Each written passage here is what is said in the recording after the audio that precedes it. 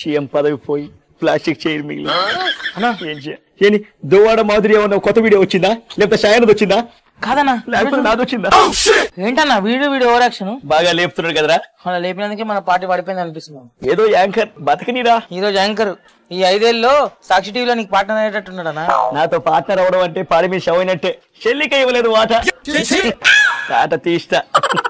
Eshwar performance చూస్తే వాడికి Bhaskar award వచ్చినట్టుందిగా మన ప్రభుత్వం గానీ ఉండి ఉంటే భాస్కర్ అవార్డు ఏంట్రా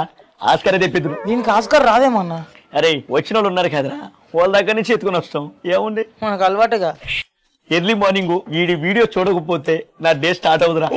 కానీ నాకైతే ఎందుకు డే స్టార్ట్ అయిందని అనిపిస్తుంది రిజల్ట్ టైంలో వీడి వీడియో చూసి గెలిచేసామనుకొని ప్రమాణ స్వీకారానికి కొత్త బట్టలు కూడా కుట్టించుకున్నాను రా నాకైతే వాడి నోట్లో బట్ట కుక్కి కొట్టాలనిపించింది అన్న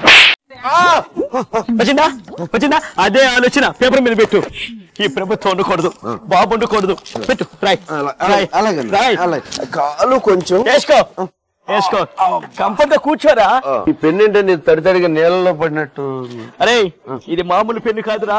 మన వరద బాధ్యతల కోసం విజయవాడకి వెళితే ఆ వరదల్లో కొట్టుకొచ్చిందా ఈ పెన్నుతో రాస్తే ఈ వరదలతో పాటు ఈ ప్రభుత్వం కూడా కొట్టుకుపోవాలి ప్రెస్ మీట్ లో రేపు మాట్లాడితే పిచ్చెక్కిపోవాలి ఈ ప్రభుత్వానికి నువ్వు రాయ్ జన్మమ్మ నువ్వేంటి ఆయనకు అంత రెస్పెక్ట్ ఇస్తున్నావు ఎవరైనా మీ బినామా కాదు నా మాటలకు సునామీ ఈ ఫైటర్ కి లైటర్ ఓ